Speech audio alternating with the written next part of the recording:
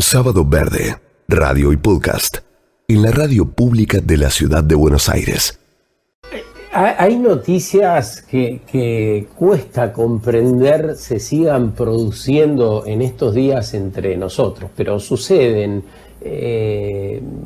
nos causan dolor, son noticias o sucesos que frenan toda esa transformación necesaria de la cual venimos hablando.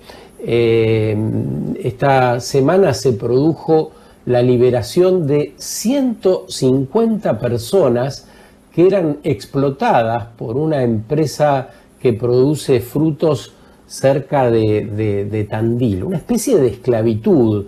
Esas personas estaban en situación de vulnerabilidad, trabajaban en distintos campos de la zona con jornadas laborales de hasta 16 horas y sueldos que estaban por debajo de los que las leyes laborales garantizan a los trabajadores, por supuesto, la mayoría en negro. Las condiciones, dice la noticia, en que vivían eran inhumanas, casi sin casas, con algunas lonas para protegerlos y a trabajar. Entiendo que en la recolección de frutillas, esas que se ven tan hermosas, que huelen lindo en estos días en cualquiera de las fruterías de la ciudad. Bueno, esas frutillas vienen de ahí. Vos te acordarás, Juan Cruz, de la historia de Lucía, la maestra que aprobó a la alumna que, entre comillas, no sabía nada. A Lucía le toca justamente evaluar una alumna de una comunidad que es una comunidad así, de estas características, y va y la chica dice que no sabía sobre la materia que le preguntaba, que no tenía el cuaderno o la carpeta. Entonces la maestra decide preguntarle qué sabía sobre las frutillas, y parece que la niña hizo una redacción de como 3 carillas completísimas y siguió adelante. Pero la historia viene a cuento porque la maestra de la cual hablamos, Lucía, terminó relatando todo esto que ahora la justicia valida con este fallo que acabo de comentar, las penurias y el desarrollo de esos trabajos. Lucía, podríamos decir, es parte activa, muy importante de lo que ha pasado para desnudar un acto oprobioso entre nosotros. ¿Cómo estás, Lucía? Muy buen día. Hola, buen día, Sergio, Juan Cruz, ¿cómo les va? Bien, bueno, un gusto poder compartir esta mañana un rato con vos. ¿Dónde estás exactamente? En Mar del Plata. Estás ahí. Estábamos hablando de nuestros cielos acá en la ciudad de Buenos Aires. Decíamos que está nublado. ¿Cómo está ahí?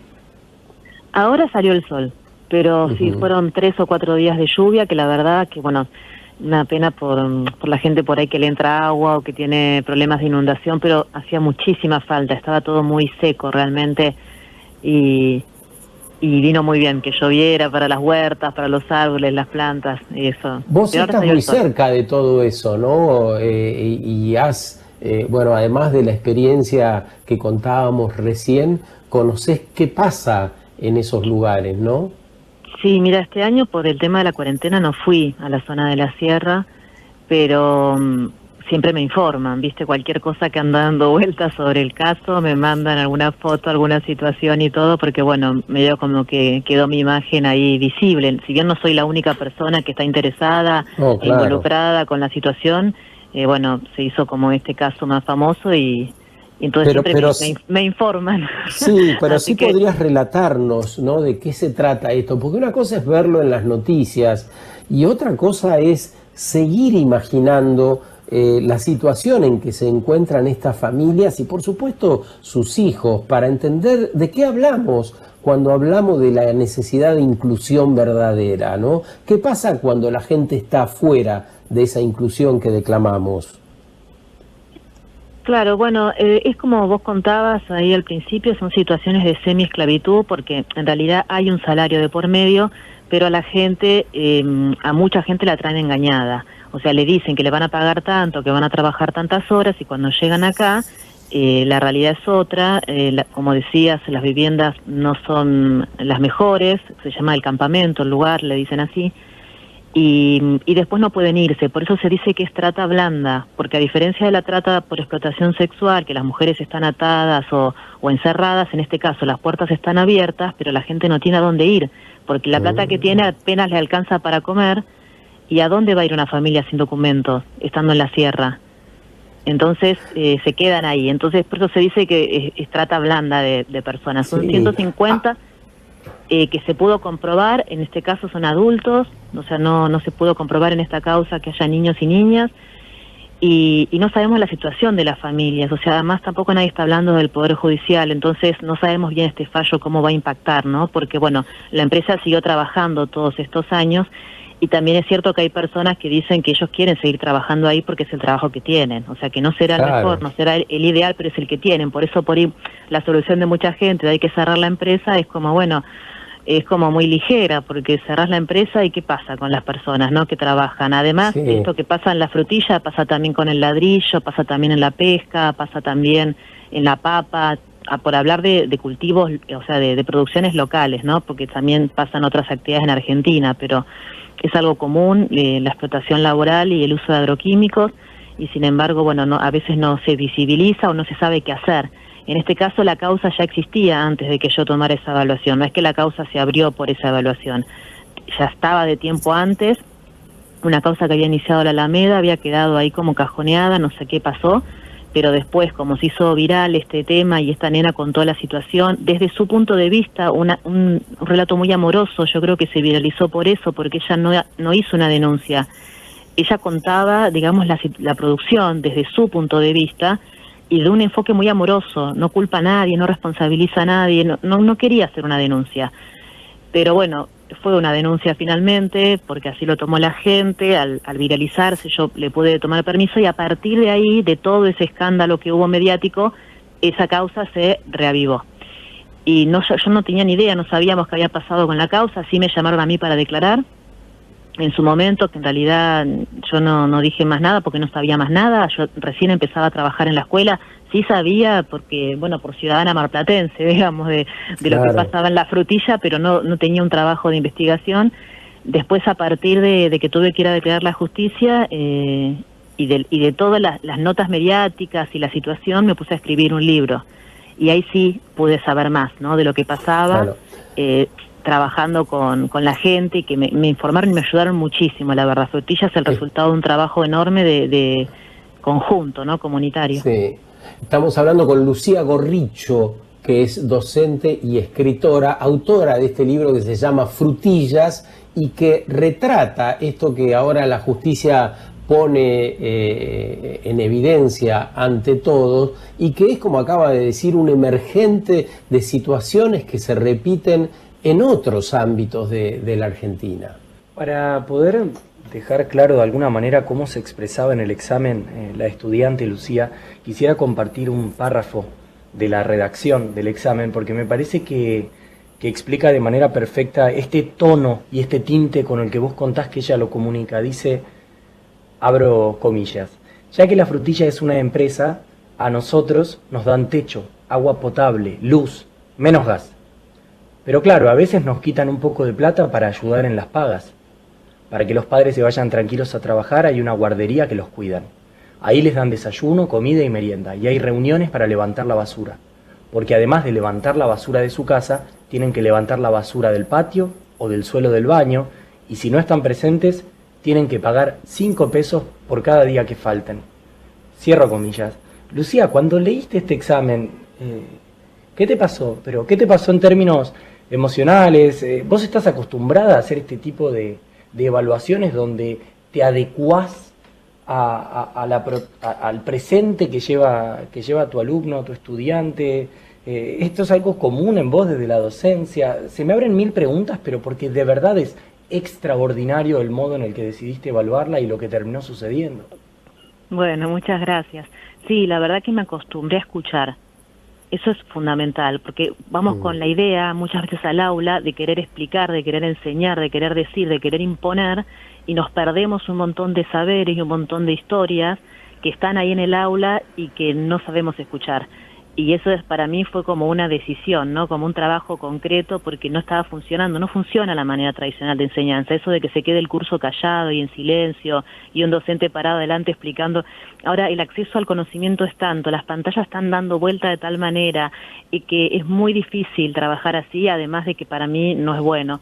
Entonces me acostumbré, pero la realidad es que esta evaluación fue particular porque fue un caso muy particular. O sea, si bien evaluó de esta manera y hay otras formas de evaluar que las cuento en el libro en Frutillas y después en la geografía del mar, pero porque me preguntaban todo el tiempo, bueno, ¿y cómo enseñás? Y tuve que compartir ejercicios concretos para hacer en la escuela, para que no sea escuchar y una charla nada más, pues yo tengo que dar geografía, no es ir a charlar, ¿me entendés? O ir a escuchar, sino enseñar, que aprendan.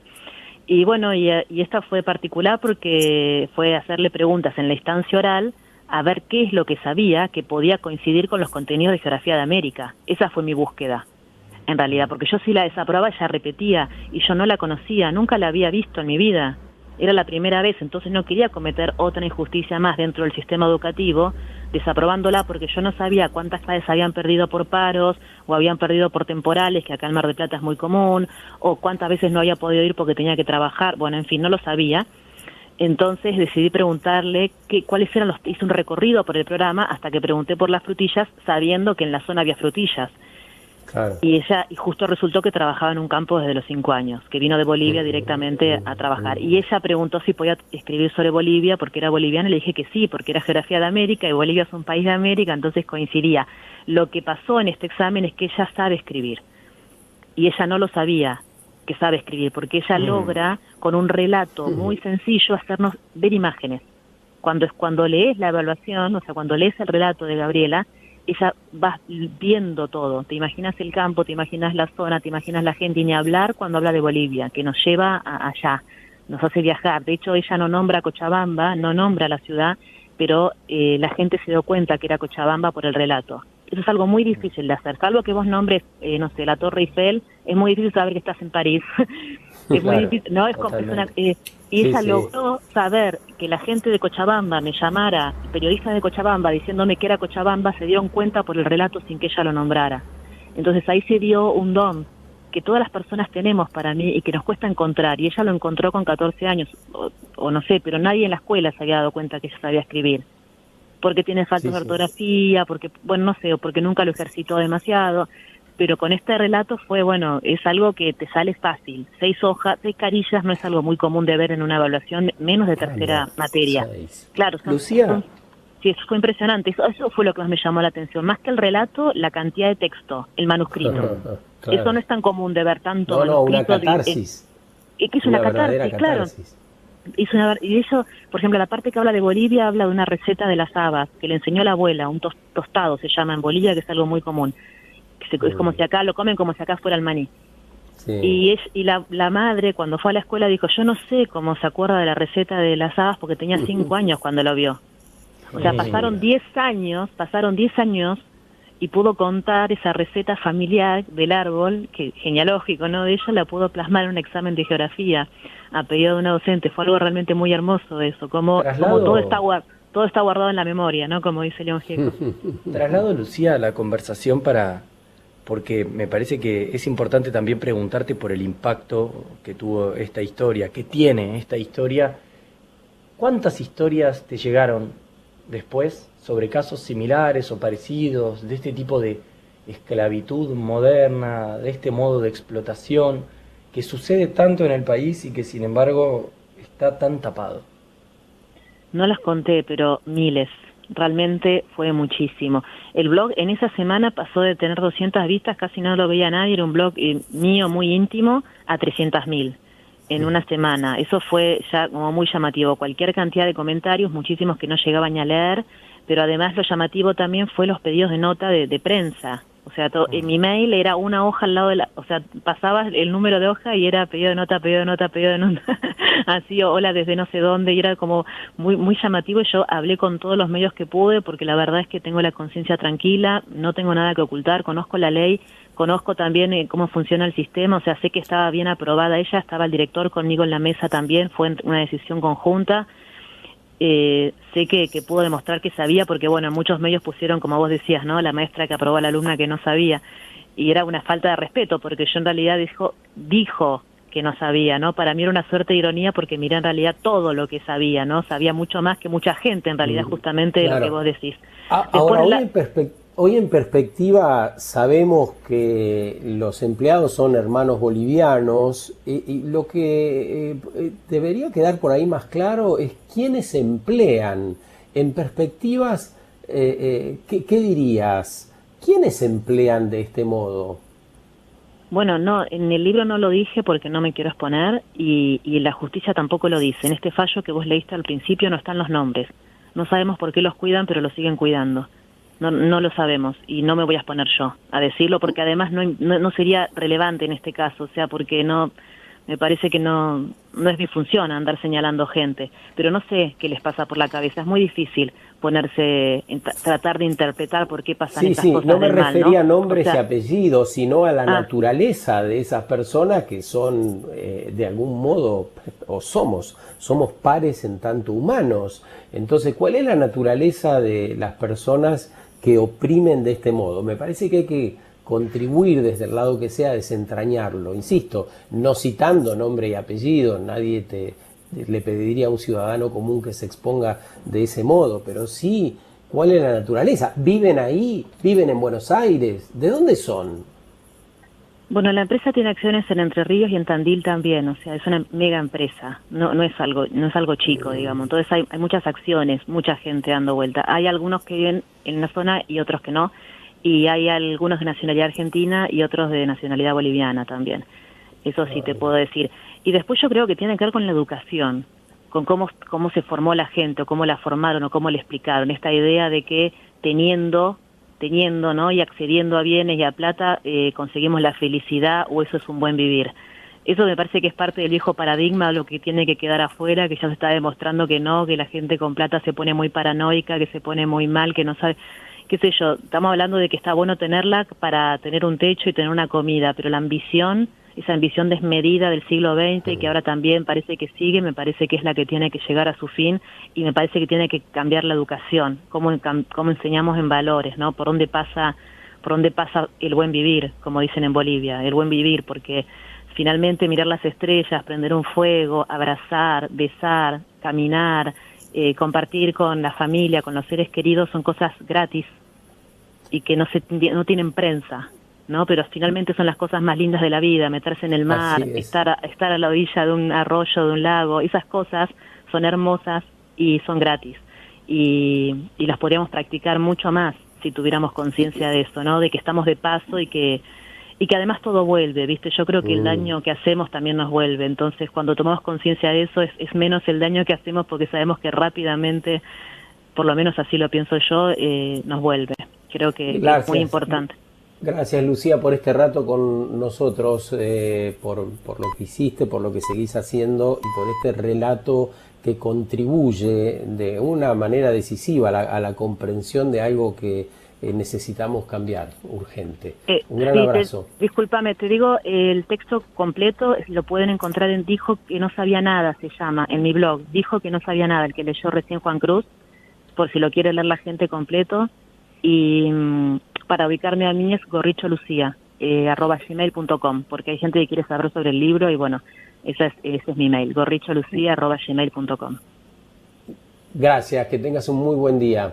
Gracias a ustedes por el espacio, un abrazo enorme, hasta luego. Lucía Gorricho, acabamos de hablar con ella y nos acaba de introducir de buen modo en lo que viene. En los próximos minutos vamos a hablar con Carolina Martínez Pulido sobre este posible buen vivir.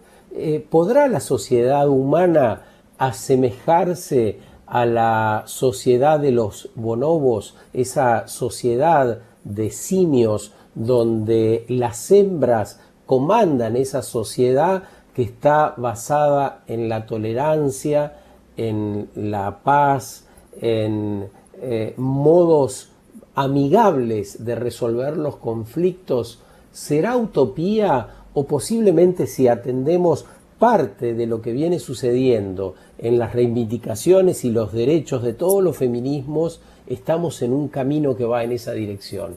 Escuchemos un poco de música y volvemos en un rato por acá. ¿Querés mencionar los teléfonos, Cruz? Porque me parece que de tanto que dijo Lucía hay mucho que puede disparar para que sigamos pensando, ¿no? Sábado Verde, radio y podcast, en la radio pública de la ciudad de Buenos Aires.